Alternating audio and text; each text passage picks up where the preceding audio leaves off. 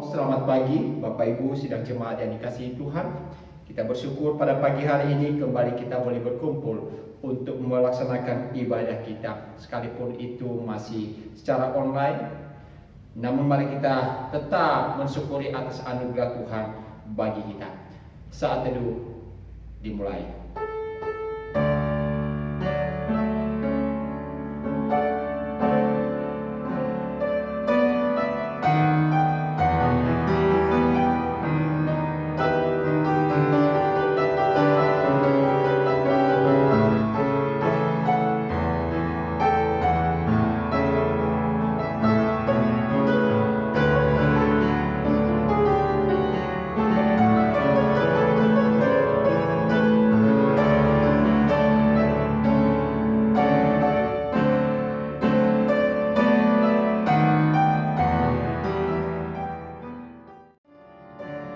Saat teduh selesai, kita bersyukur karena kita boleh diberikan waktu untuk senantiasa memuji memuliakan Dia. Mari kita awali ibadah kita dengan kita memuji Tuhan, pujian Hymnos nomor 25 bait pertama dan kedua.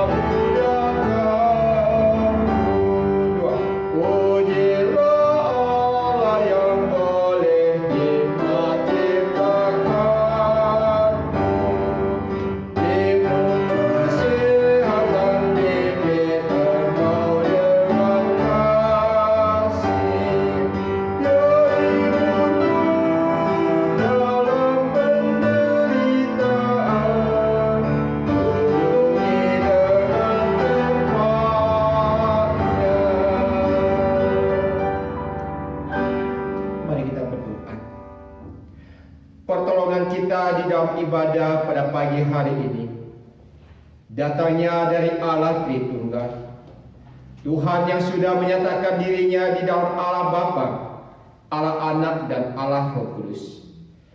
Sesungguhnya Ia berkenan hadir di tengah-tengah kita serta memberkati kita dengan berkat-Nya demikian. Damai sejahtera dari Allah Bapa, kasih karunia daripada Tuhan kita Yesus Kristus dicurahkan kepada kita di sepanjang ibadah pada pagi hari ini. Amin. Sabda Tuhan di awal ibadah kita, Bapak Ibu dan jemaat yang dikasihi Tuhan, kita ambil atau kita baca di dalam Injil Markus pasal 16 ayat yang ke-15. Demikian firman Tuhan.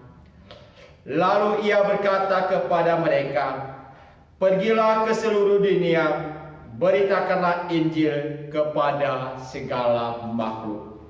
Mari kita menanggapi sabda Tuhan dengan pujian Hymnos 324 bait pertama dan kedua.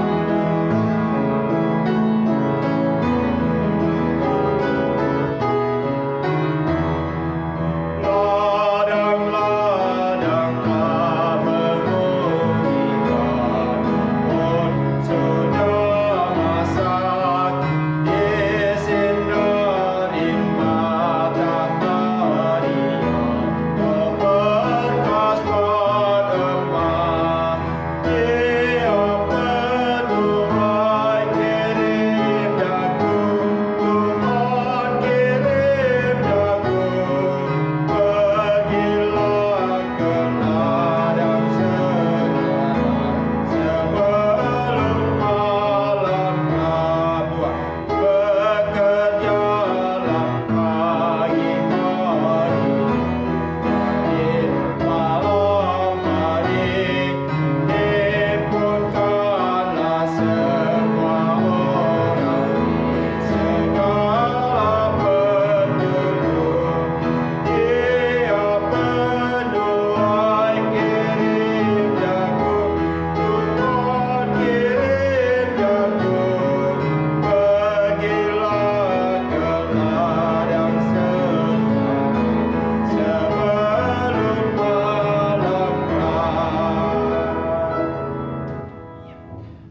saudara-saudara, di dalam sabda Tuhan di awal ibadah kita mengingatkan kita tentang panggilan Tuhan kepada kita untuk pergi memberitakan Injil.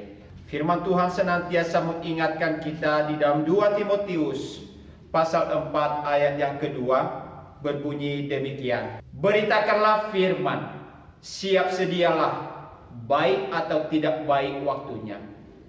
Nyatakanlah apa yang salah, tegurlah dan nasihatilah dengan segala kesabaran dan pengajaran. Di dalam ayat ini senantiasa mengingatkan kita untuk terus mewartakan Injil Tuhan kepada dunia ini, baik atau tidak baik waktunya. Namun pertanyaannya Bapak Ibu, sudahkah kita melakukan itu dalam hidup kita? Maka kalau belum, mari kita datang kepada Tuhan saat ini memohon anugerah pengampunan atas segala apa yang telah kita perbuat. Mari kita masuk di dalam doa pengakuan dosa. Bapa di dalam surga, kami bersyukur kepadamu oleh karena anugerah-Mu di dalam hidup kami. Yang pada saat ini ya Tuhan, Engkau boleh mengingatkan kami kembali arti kami mengikut Engkau.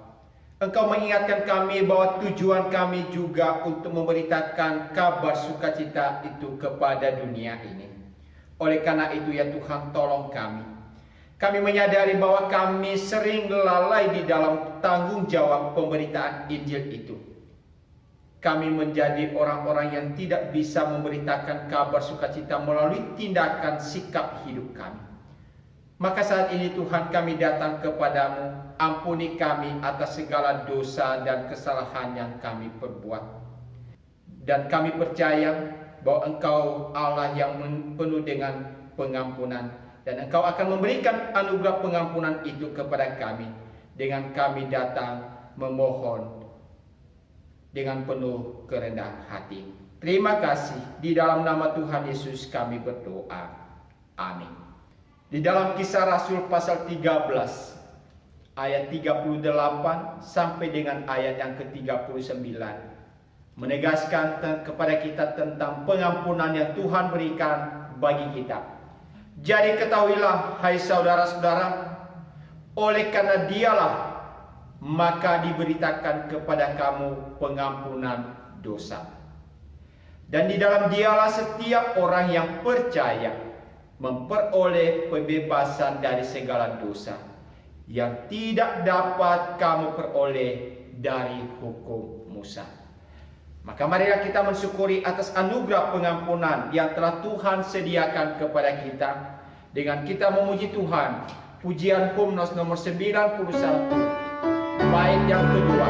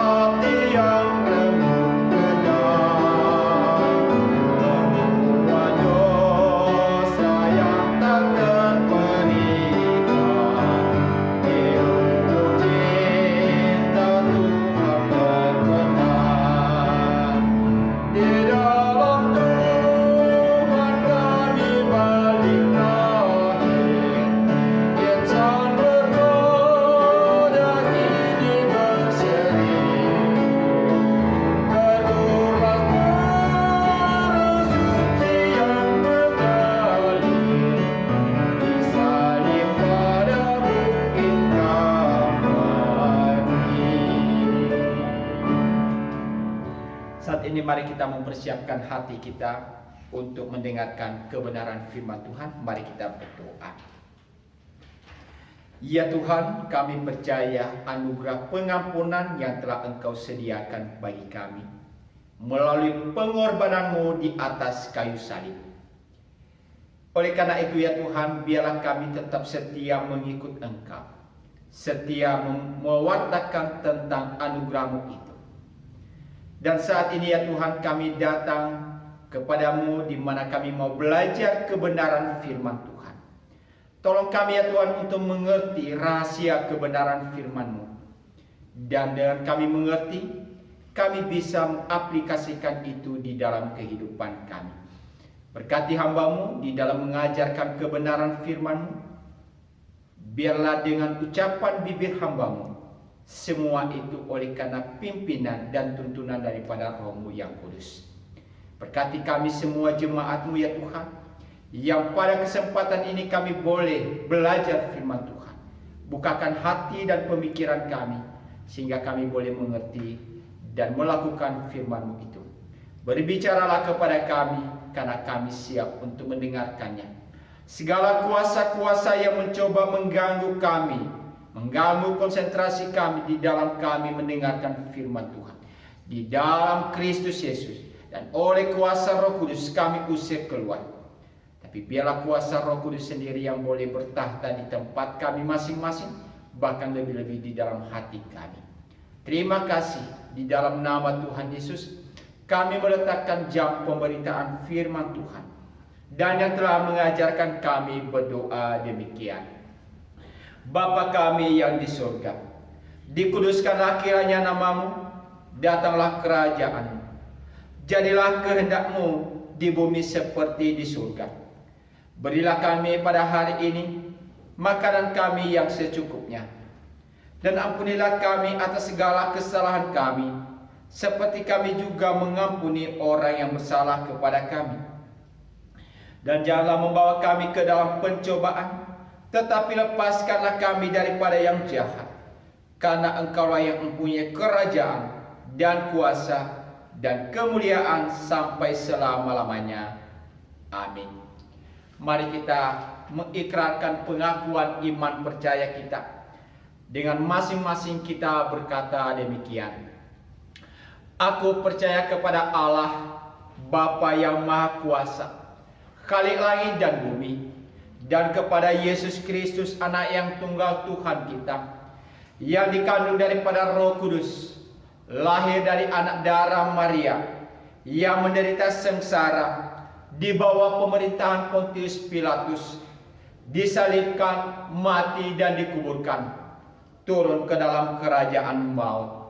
Pada hari yang ketiga, bangkit pula dari antara orang mati, naik ke surga, duduk di sebelah kanan Allah Bapa, dan dari sana Ia akan datang untuk menghakimi orang yang hidup dan yang mati. Aku percaya kepada Roh Kudus, gereja yang kudus dan am, persekutuan orang kudus, pengampunan dosa, kebangkitan orang mati, dan hidup yang kekal. Amin.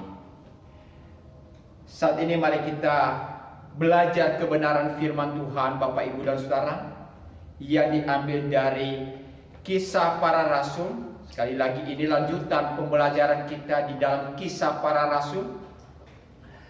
Kita baca di dalam Kisah Para Rasul pasal 17 ayat 16 sampai dengan ayat yang ke-34. Demikian firman Tuhan.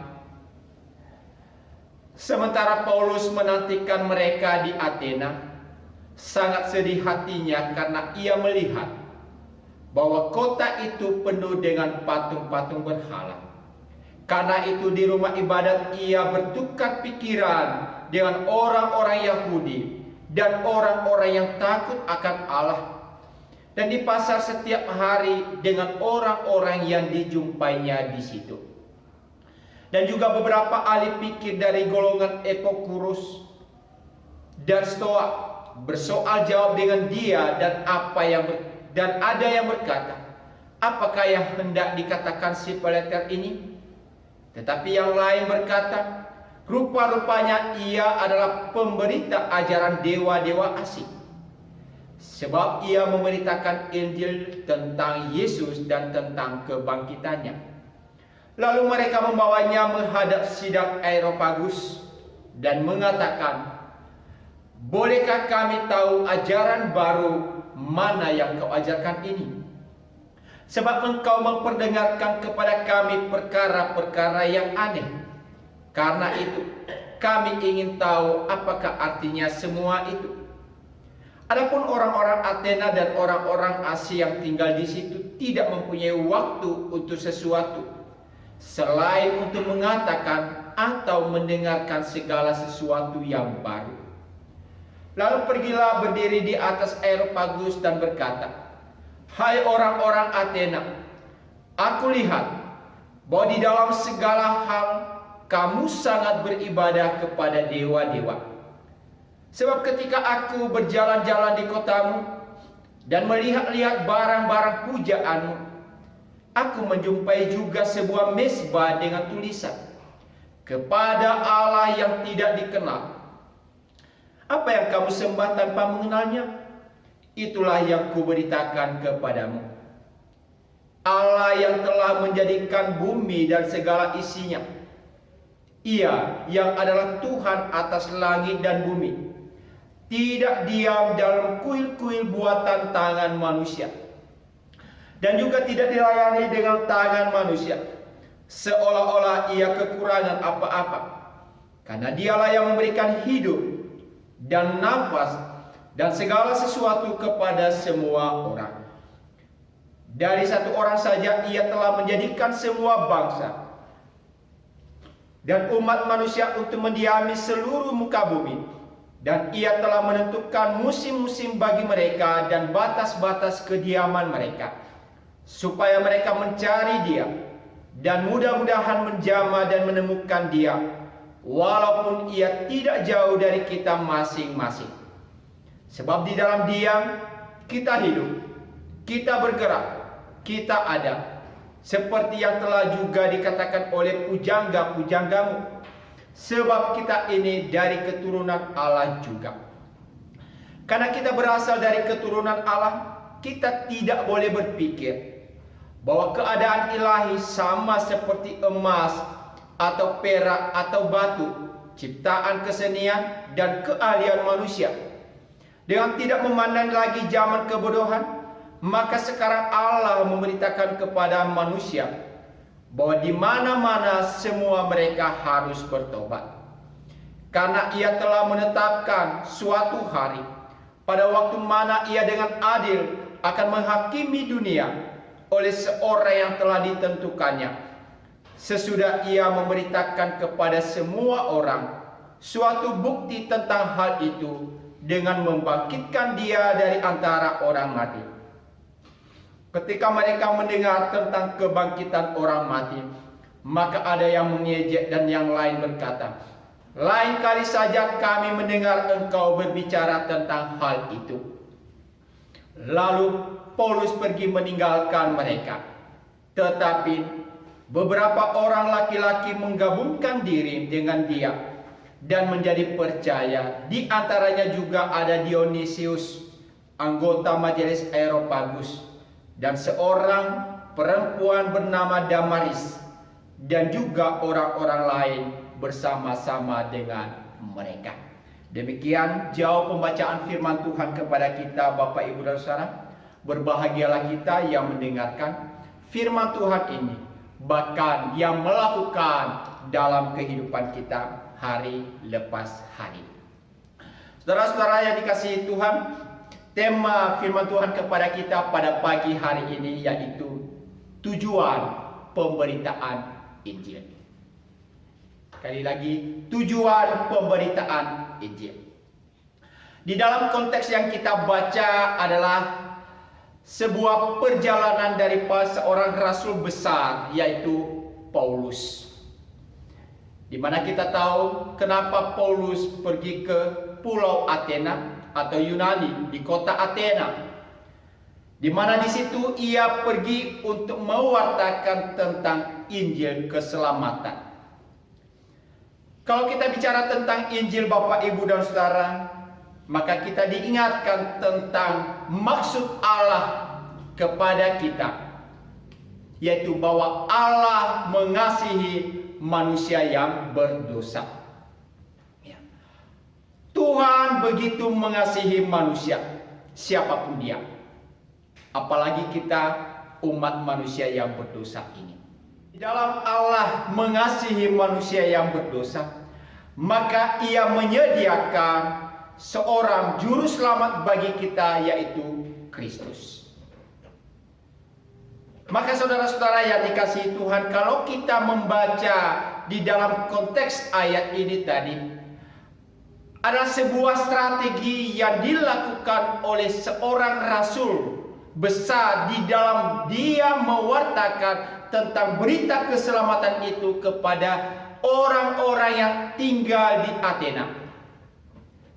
Maka salah satu cara yang efektif di dalam pemberitaan Injil adalah, di dalam konteks ini tadi Bapak, Ibu, dan Saudara, adalah sifatnya dialog. Ya. Memang ada berbagai macam metode-metode yang boleh kita lakukan Bapak, Ibu, dan Saudara di dalam kita mewartakan Injil Kristus. Jadi bukan hanya dalam satu metode saja. Tapi salah satu juga metode yang boleh kita belajar bagaimana kita menyaksikan tentang Allah itu. Bagaimana kita menyaksikan tentang Kristus itu kepada dunia ini. Yaitu dengan dialog. Mengapa Bapak, Ibu, dan Saudara? Karena ketika kita bisa berdialog satu dengan yang lain, maka itu menolong kita untuk menghilangkan yang namanya gesekan-gesekan antara satu dengan yang lain. Dengan cara berdialog, itu membuang dan menyingkirkan tentang hal-hal yang membuat suasana menjadi tidak enak. Dan ini kita bisa belajar di sini Bapak, Ibu, dan Saudara. Kalau tadi kita melihat di dalam ayat 16 dan 17. Sementara Paulus menantikan mereka di Athena, sangat sedih hatinya karena ia melihat bahwa kota itu penuh dengan patung-patung berhala. Sekali lagi kita bisa melihat suasana hati daripada seorang Paulus. Bagaimana ia bisa melihat kota Athena yang begitu dikenal itu, tetapi di situ ada banyak orang-orang yang tidak mengenal Allah. Justru mereka menyembah kepada patung-patung berhala. Dan di dalam hatinya yang penuh dengan kesedihan itu Bapak, Ibu, dan Saudara, maka tadi di dalam ayat 17 kita baca, karena itu di rumah ibadat ia bertukar pikiran dengan orang-orang Yahudi dan orang-orang yang takut akan Allah. Jadi satu dialog yang bisa ia lakukan, berdiskusi, bersoal jawab, bertanya jawab tentang apa yang disampaikannya. Ia bertukar pikiran dengan orang-orang yang ada di situ, sehingga maksud daripada Paulus bisa kesampaian saudara-saudara yang dikasihi Tuhan. Karena tadi dia melihat orang-orang di Athena itu banyak yang melakukan penyembahan kepada berhala. Ia tidak mau orang-orang ini di dalam kebinasaan. Maka ia menggunakan satu metode yang luar biasa, bertukar pikiran dengan orang-orang itu, sehingga ia bisa menggunakan cara tersebut untuk bisa memberitakan kabar sukacita. Lalu bukan hanya kepada orang-orang Yahudi Bapak, Ibu, dan Saudara. Kita juga perhatikan di dalam ayat 17 tadi bagian terakhir. Dan di pasar setiap hari dengan orang-orang yang dijumpainya di situ. Ya. Jadi di dalam kehidupan keseharian Paulus, di mana ia pergi, ia bisa bertukar pikiran, ia bisa berdialog, ia bisa menyaksikan, ia bisa memberitakan Injil itu. Bahkan dikatakan di sini di pasar setiap hari. Jadi saudara-saudara yang dikasihi Tuhan, sekali lagi di dalam metode pemberitaan Injil Kristus itu tidak hanya terbatas di dalam gedung gereja, bukan hanya di dalam batasan sebuah sekolah teologi seminari, bukan hanya dibatas di dalam khotbah-khotbah di gereja, tetapi juga di dalam kesaksian hidup kita sehari-hari. Itu tadi dikatakan di sini, di pasar setiap hari dengan orang-orang yang ia jumpai. Apa maknanya Bapak, Ibu, dan Saudara? Setiap waktu, setiap kesempatan, dimanapun, ini kita bisa gunakan sebagai tempat untuk mewartakan berita itu. Dengan metode seperti apa? Kalau kita melihat di sini tadi, salah satu adalah metode tukar pikiran atau berdialog satu dengan yang lain. Kedua tadi, ia bersaksi di setiap tempat. Di pasar ia bisa bersaksi kepada orang-orang yang ia jumpai. Pertanyaan kita Bapak, Ibu, dan Saudara, kenapa Paulus bisa melakukan itu? Kenapa ia bisa berani menyampaikan tentang hal demikian? Kenapa ia bisa dengan kuasanya, dengan kekuatan, dengan hikmatnya, ia bisa mewartakan tentang Injil itu?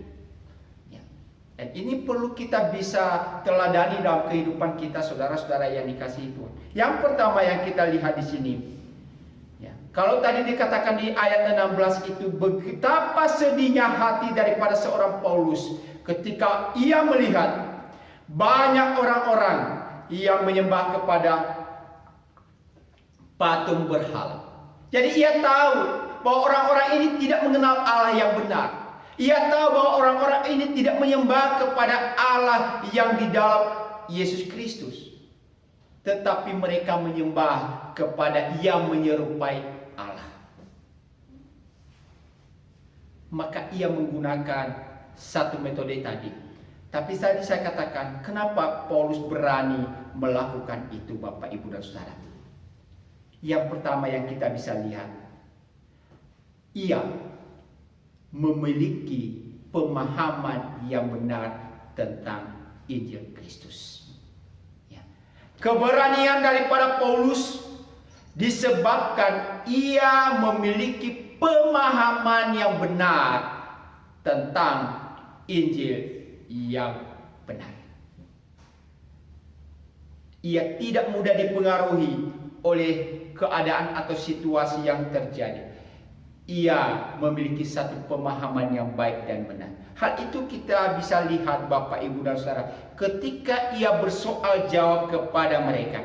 Di mana ketika ia menyelidiki apa yang dilakukan oleh orang-orang yang ada di kota Athena. Dan di dalam penyelidikannya dia menemukan ada satu dewa yang tidak tertulis namanya. Tapi orang-orang itu menyembah kepada dewa tersebut, yaitu dewa yang tidak tertulis namanya itu. Di ayat 23. Sebab ketika aku berjalan-jalan di kotamu dan melihat-lihat barang-barang pujaanmu, aku menjumpai juga sebuah mezbah dengan tulisan, kepada Allah yang tidak dikenal. Lalu Paulus melanjutkan, apa yang kamu sembah tanpa mengenalnya? Nah, ini perlu sekali Bapak, Ibu, dan Saudara. Bagaimana Paulus melihat kita bisa menyembah tapi kita tidak mengerti siapa yang kita sembah. Ini sangat berbahaya sekali di dalam kehidupan kita sebagai umat Kristen. Kalau kita menyembah Kristus tapi kita belum mengenal Kristus dengan benar, maka itu adalah penyembahan yang tidak benar. Harus ada pengenalan yang benar. Harus ada pemahaman yang benar. Mengapa kita menyembah Kristus? Kenapa kita percaya Yesus itu adalah juru selamat kita? Kalau kita tidak memiliki pemahaman yang benar itu Bapak, Ibu, maka sia-sia apa yang kita lakukan. Inilah yang dia tegur di situ. Ia ini melihat di sini ada orang-orang yang ada di kota Athena melakukan penyembahan itu, tetapi mereka tidak mengenal siapakah yang mereka sembah itu. Ayat 24 tadi. Ayat 23. Apa yang kamu sembah tanpa mengenalnya? Maka karena Paulus memahami tentang hal demikian, maka ia kemudian masuk di dalam cara pemberitaan ini. Kemudian ia menggunakan hal itu untuk memperkenalkan Allah yang dikenal oleh Paulus. ayat 24. Allah yang telah menjadikan bumi dan segala isinya. Ia yang adalah Tuhan atas langit dan bumi, tidak diam dalam kuil-kuil buatan tangan manusia. Ayat 25. Dan juga tidak dilayani oleh tangan manusia. Kembali kepada ayat yang ke-23 yang terakhir. Kepada Allah yang tidak dikenal.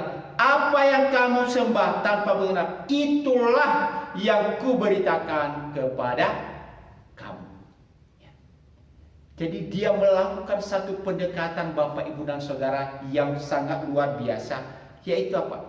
Ketika ia melihat orang-orang ini menyembah kepada Allah yang tidak dikenal, maka ia menggunakan sarana itu untuk memperkenalkan Tuhan kepada mereka. Apa artinya Bapak, Ibu, dan Saudara? Kadang-kadang Bapak, Ibu, dan Saudara, kita berhadapan dengan situasi misalkan konteks budaya. Banyak orang alergi dengan keadaan budaya. Tapi bisa konteks budaya itu digunakan sebagai sebuah pendekatan untuk pemberitaan Injil. Paulus menggunakan pendekatan ini. Tentu Bapak, Ibu, dan Saudara, tadi saya katakan, ia dulu harus memiliki pemahaman yang baik dan benar. Sehingga akhirnya nanti kalau kita perhatikan apa yang dilakukan oleh Paulus, maka tidak ada yang namanya sinkritisme di sini. Ia tetap berfokus kepada pengajaran tentang Allah di dalam Yesus Kristus. Tapi ia menggunakan metode budaya itu sebagai bagian di dalam pemberitaan Injil. Ia tidak alergi dengan demikian. Apa yang mereka sembah, kemudian objek itu kemudian dia ganti dengan memperkenalkan Allah di dalam Yesus Kristus. Orang-orang yang tadi menyembah kepada Allah yang tidak mereka kenal, Paulus berkata, bagaimana kamu menyembah kepada dia padahal kamu sendiri tidak kenal dengan dia? Itu sesuatu hal yang aneh. Sekali lagi bagi kita juga Bapak, Ibu, dan Saudara, kalau kita melakukan penyembahan atau menyembah kepada Kristus, tapi kalau kita belum mengenal Kristus dengan baik dan benar, maka itu adalah sesuatu yang aneh juga. Harus memiliki pengenalan yang benar. Sehingga dengan pengenalan yang benar, baru kita bisa melakukan penyembahan dengan benar juga. Kemudian Paulus menyampaikan kepada mereka tentang apa yang ia kenal, apa yang ia pahami, apa yang ia tahu tentang Kristus. Ya. Ketika ia memberitakan itu Bapak, Ibu, dan Saudara, ini didorong oleh karena apa? Ya. Yang kedua, tadi kita membaca di ayat 16. Paulus begitu sedih. Kenapa? Orang-orang yang ada di kota Athena itu menyembah kepada patung-patung berhala. Satu hal yang ada di dalam hati Paulus, yaitu ia begitu mengasihi mereka. Bahwa orang-orang yang ada di kota ini hidupnya di dalam kesia-siaan. Dan ia tidak mau hal itu terjadi dalam hidup mereka. Ia ingin menyelamatkan mereka. Ia ingin orang-orang ini mengenal Allah dengan baik dan benar. Hati yang penuh dengan belas kasihan itu, itulah yang mendorong ia terus memberitakan berita keselamatan itu. Saudara-saudara yang dikasihi Tuhan, hal ini juga mengingatkan kepada kita bahwa ketika kita memberitakan Injil Tuhan, jangan oleh karena motivasi yang lain. Memberitakan Injil Kristus harus didasarkan kepada sebuah motivasi yang benar. Apa itu? Orang-orang ini membutuhkan keselamatan. Orang-orang ini membutuhkan anugerah daripada Tuhan. Orang-orang yang di dunia ini yang belum mengenal Allah, mereka hidup di dalam kebinasaan pada akhirnya. Tapi mereka membutuhkan Tuhan dalam hidup mereka. supaya mereka tidak hidup di dalam kesia-siaan. Hati itu yang terjadi. Hati Paulus melihat orang-orang itu begitu sedih. Sama seperti ketika Tuhan Yesus datang ke dunia ini juga, Bapak, Ibu, dan Saudara. Ia datang karena ia melihat kita, manusia yang berdosa ini, yang seharusnya terbuang dari hadapan Tuhan. Tetapi oleh karena hatinya yang penuh dengan belas kasihan itu, itulah sebabnya ia datang mewartakan berita itu kepada kita. Bahkan bukan hanya mewartakan itu, ia mau berkorban bagi kita. Ia mau mati bagi kita. Motivasi yang baik, kerinduan yang ada dalam hati, itulah yang membuat ia terus berkorban, berkobar-kobar memberitakan kabar sukacita itu. Saudara-saudara yang dikasihi Tuhan, dalam kehidupan kita sebagai orang percaya juga, pelayanan kita harus didasari dengan apa? Ada satu kerinduan kita untuk mewartakan berita kasih karunia kepada dunia ini, karena dunia ini menuju kepada kebinasaan.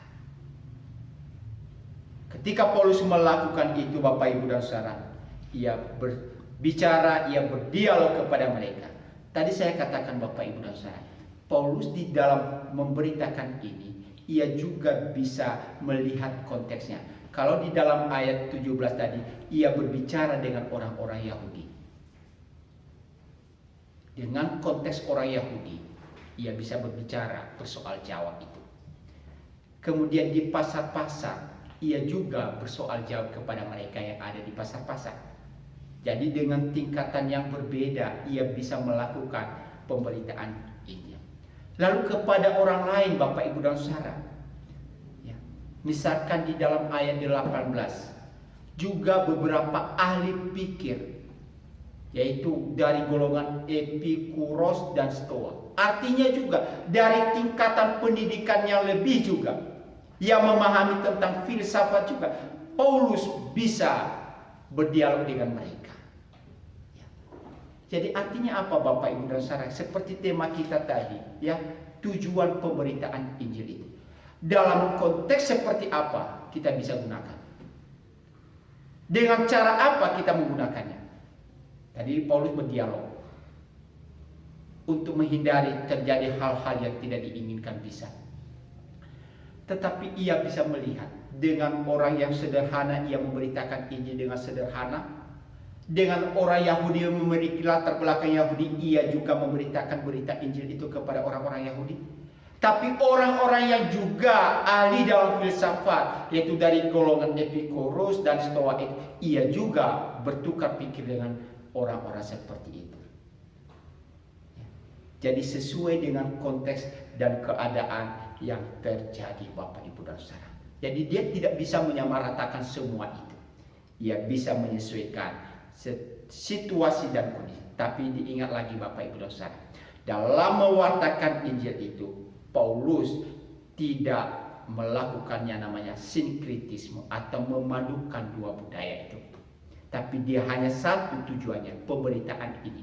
Tapi dia menggunakan metode itu untuk memberitakan ini. Sehingga apa? Orang-orang ini bisa mengenal tentang Tuhan.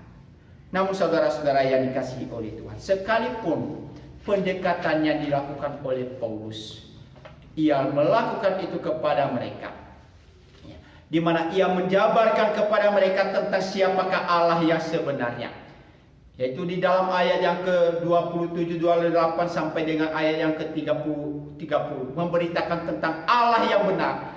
Allah adalah sumber segala sesuatu.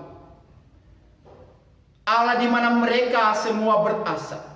Allah yang bertindak di dalam segala hal. Tapi juga ia mengingat, sekalipun Tuhan melakukan itu, tetapi karena kebodohan manusia. Ya, ayat 29. Karena kita berasal dari keturunan Allah, kita tidak boleh berpikir bahwa keadaan ilahi sama seperti emas atau perak atau batu ciptaan kesenian dan keahlian manusia, dengan tidak memandang lagi zaman kebodohan. Maka sekarang Allah memberitakan kepada manusia bahwa di mana-mana semua mereka harus bertobat. Ternyata Bapak Ibu dan Saudara, dalam ayat 29 dan 30 ini, Paulus tahu apa yang terjadi dengan kehidupan orang-orang yang ada di Athena. Mereka telah menggantikan Allah itu dengan hal yang lain. Ya. Menggantikan, menyerupakan Allah dengan hal-hal yang lain. Tadi dikatakan emas, perak atau batu. Dan itu menjadi objek penyembahan mereka. Paulus mengatakan itu adalah sebuah kebodohan. Dan ia kemudian mengarahkan mereka untuk mengerti tentang Allah itu. Ya, yang penuh dengan belas kasihan.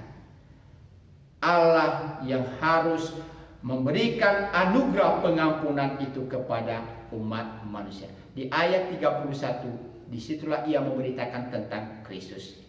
Ya, sesudah ia memberitakan kepada semua orang suatu bukti tentang hal itu. Dengan apa? Membangkitkan dia dari antara orang mati. Maka disinilah Paulus menggunakan ini untuk mewartakan tentang Kristus. Ya, Allah yang penuh dengan kasih, Allah yang penuh dengan kemurahan. Ia tidak bisa digantikan dengan penyembahan-penyembahan yang merupakan buatan tangan manusia. Tapi Allah yang telah menyatakan dirinya di dalam Kristus Yesus, itulah yang bisa menyelamatkan umat manusia. Bahkan juga telah bangkit dari antara orang mati. Maka di dalam bagian ini Bapak Ibu dan Saudara, Rasul Paulus ingatkan apa? Manusia harus bertobat dalam hidupnya. Ya. Di ayat yang ke-30 bagian terakhir. Maka sekarang Allah memberitakan kepada manusia bahwa di mana-mana semua mereka harus bertobat. Dan bagaimana mereka harus bertobat? Yaitu percaya kepada Kristus Yesus sebagai Tuhan dan Juru Selamat mereka. Namun saudara-saudara yang dikasihi Tuhan, kita juga harus melihat realita itu. Sekalipun Paulus dengan begitu sedih, dengan motivasi yang baik, mengajarkan kebenaran firman Tuhan, dengan tujuan untuk memberitakan kabar sukacita, namun tidak semua orang bisa menerima tentang Injil Kristus itu. Ya, gambaran yang diberikan kepada kita di dalam ayat-ayat ini. Ada orang yang bisa menerima dan ada juga yang tidak bisa menerima berita Injil. Ayat 32, ketika mereka mendengar tentang kebangkitan orang mati, maka ada yang mengejek dan yang lain berkata, lain kali saja kami mendengar engkau berbicara tentang hal itu. Jadi itu realita, bahwa ketika berita Injil itu disampaikan, ada orang yang tidak bisa menerimanya. Namun kita juga tidak boleh patah semangat itu Bapak Ibu. Kenapa? Ada orang yang menolak, tetapi juga ada orang yang mau percaya. Ayat 34. Tetapi beberapa orang laki-laki menggabungkan diri dengan dia dan menjadi percaya. Itulah satu realita yang boleh kita lihat dalam kehidupan ini. Bahwa ketika pemberitaan Injil itu dilakukan, maka ada orang yang bisa menerima, ada orang yang tidak bisa menerima. Tapi bagaimana dengan kita? Apakah kita tergantung kepada suasana orang yang menerima atau tidak? Tidak demikian. Tanggung jawab kita yaitu terus memberitakan kabar sukacita itu. Tadi di dalam ayat firman Tuhan sebagai ayat teguran kepada kita, baik atau tidak baik waktunya, beritakanlah Injil keselamatan. Kenapa kita melakukan? Karena tadi saya sampaikan di awal, karena ada satu rasa atau kerinduan dalam hati kita sebagaimana yang dimiliki oleh Paulus dan lebih-lebih ke Tuhan, yaitu kasih Tuhan akan dunia ini. Manusia yang berdosa perlu keselamatan. Maka biarlah itu boleh menjadi satu motivasi kepada kita Bapak Ibu dan Saudara untuk terus berkobar-kobar di dalam pemberitaan Injil keselamatan. Dengan cara apa, dengan konteks seperti apa, kita bisa belajar dengan metode dialog dan lain sebagainya. Tapi tentu tujuannya tadi, bagaimana kita menyampaikan berita keselamatan kepada dunia ini. Oleh karena itu, tetap di dalam Tuhan, mari terus mewartakan Injil Tuhan itu dimanapun dan kapanpun kita berada. Amin untuk firman Tuhan. Mari kita masuk di dalam saat ini.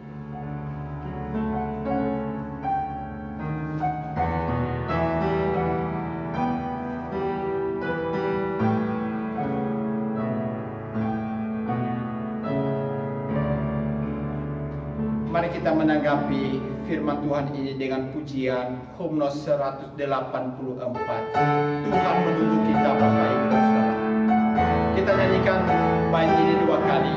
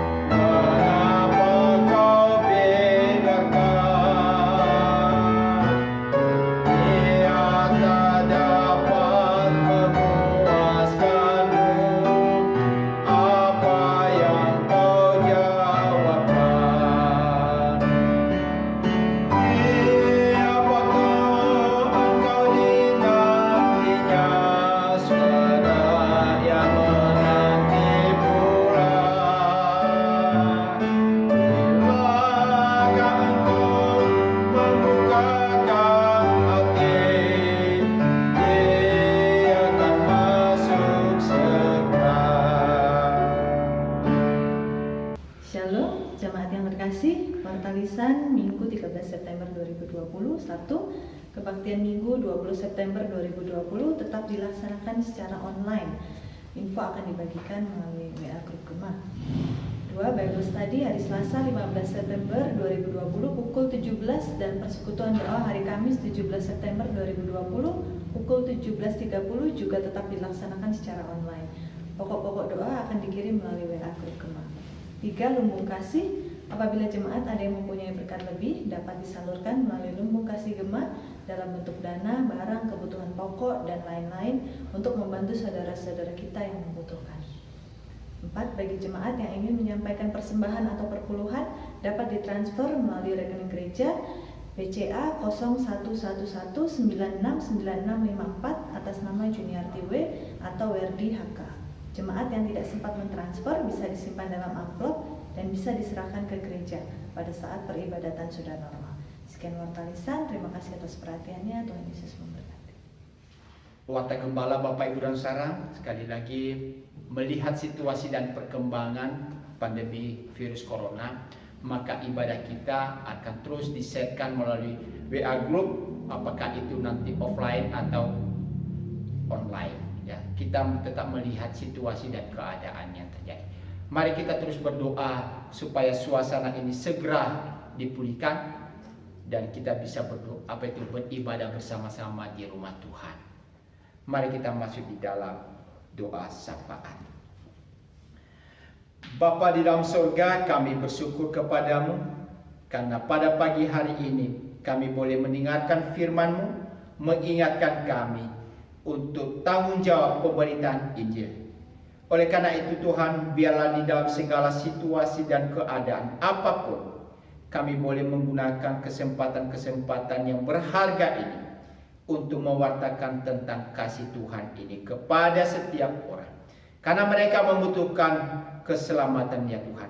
Mereka membutuhkan Engkau dalam hidup mereka. Engkau juga melihat mereka di dalam segala kesedihan agar mereka tidak binasa. Oleh karena itu Tuhan, Engkau boleh memakai hidup kami sebagai kepanjangan tangan-Mu dalam pemberitaan Injil ini. Kami berdoa juga untuk gereja-Mu saat ini ya Tuhan. Engkau boleh memberkati gereja Elios Malang ini di dalam segala situasi dan keadaan. Bila Engkau boleh memakai gereja-Mu ya Tuhan sebagai sarana-Mu di dalam mewartakan Injil kasih karunia itu kepada dunia ini.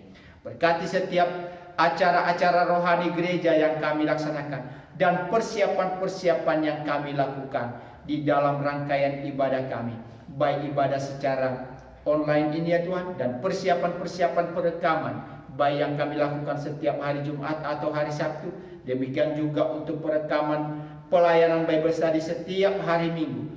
Tuhan memakai itu sebuah bagi kami, dan berkati tim yang telah terlibat di dalam ambil bagian dalam pelayanan ini. Bapa di surga, kami juga berdoa untuk seluruh sidang jemaat-Mu. Engkau juga tahu keadaan mereka pada saat ini dengan situasi pandemi ini ya Tuhan. Ada banyak hal yang mungkin sedang mereka hadapi, baik itu dalam keadaan ekonomi, pekerjaan, lebih-lebih ya Tuhan di dalam relasi kami satu dengan yang lain. Tuhan, dengan penuh kerendahan hati kami datang kepadamu.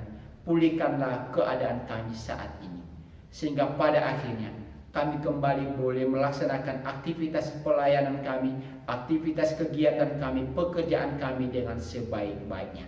Terima kasih Tuhan. Kami percaya bahwa Engkau tidak akan pernah meninggalkan kami. Kami juga berdoa untuk sinode kami, biar Engkau juga boleh memberkati akan sinode ini. Lebih-lebih Tuhan, di bulan ini akan melaksanakan sidang sinode secara virtual ya Tuhan. Engkau juga boleh menolong sehingga segala hal boleh berjalan dengan baik. Demikian kami juga berdoa untuk STT Salem dan juga Yayasan Elios, biarlah Engkau juga boleh mencukupkan segala apa yang kami perlukan. Dan kami berdoa lebih-lebih untuk bangsa dan negara kami ya Tuhan. Kiranya Engkau juga boleh menolong bangsa dan negara kami, pemimpin bangsa dan negara kami, supaya bisa mengambil langkah-langkah yang bijaksana untuk bisa mengatasi segala situasi yang terjadi saat ini. Terima kasih Bapa di surga. Kami serahkan kehidupan kami di dalam memasuki minggu yang baru. Banyak hal yang boleh kami alami, tapi kami percaya Tuhan selalu beserta dengan kami. Terima kasih Bapa di surga.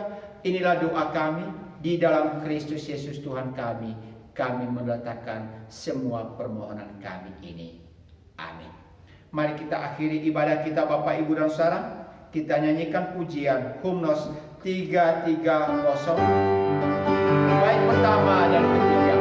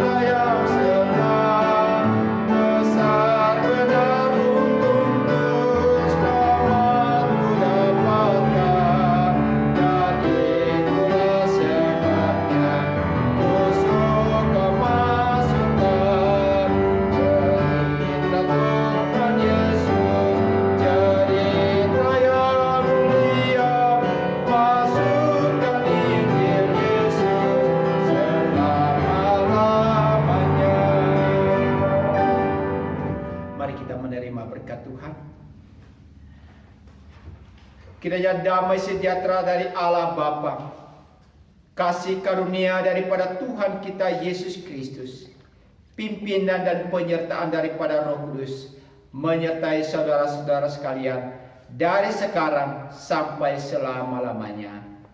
Amin. Mari kita mengakhiri ibadah kita. Kita tetap setia mengikut Tuhan. Pujian 130 bait pertama dan ketiga.